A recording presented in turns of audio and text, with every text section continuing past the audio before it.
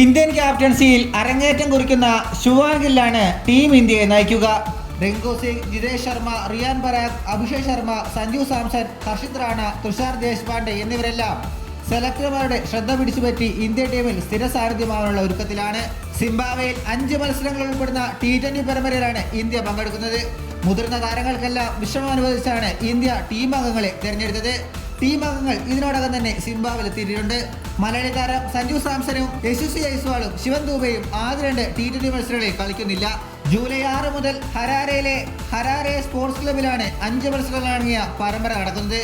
ആദ്യ മത്സരം ജൂലൈ 6-നും, രണ്ടാമത്തേത് 7-നും, മൂന്നാമത്തേത് 10-നും, പിന്നാലെ 13-നും 14-നുമാണ് ബാക്കിയുള്ള മത്സരങ്ങൾ നടക്കുന്നത്. 2016-ൽ സിംബാബ്വേയിൽ T20 പരമ്പര നടന്നപ്പോൾ ഇന്ത്യ 2-1 ജയിച്ചു. ഇന്ത്യ ലോകകപ്പിൽ എല്ലാ മത്സരങ്ങളിലും വിജയിച്ചു നിൽക്കുകയാണ്. സിംബാബ്വെ അവസാനമായി കളിച്ച 5 മത്സരങ്ങളിൽ 4-ലും തോറ്റിരുന്നു. ഇന്ത്യയുടെ സ്ക്വാഡ് ഇങ്ങനെയാണ്: ഗിൽ ക്യാപ്റ്റൻ, ജയ്സ്വാൾ, ഋതുരാജ് ഗേക്വാദ്, അഭിഷേക് ശർമ്മ, റിങ്കു സിംഗ്, സഞ്ജു സാംസൺ, ധ്രുവ് ജൂറൽ, ശിവൻ ദൂബെ, റിയാൻ പരാഗ്, വാഷ്യ സുന്ദർ, രവി ബിഷ്ണോയ്, ആവേശ് ഖാൻ, ഖലീൽ അഹമ്മദ്, മുകേഷ് കുമാർ, തുഷാർ ദേശ്പാണ്ഡെ. ആദ്യ 2 മത്സരങ്ങളിൽ സായ് സുദർശൻ, ജിതേഷ് ശർമ്മ, ഹർഷിത് റാണ. ഇതുപോലുള്ള പുതിയ വാർത്തകൾക്കായി ചാനൽ ഇപ്പോൾ തന്നെ മറക്കാതെ സബ്സ്ക്രൈബ് ചെയ്ത് വയ്ക്കുക.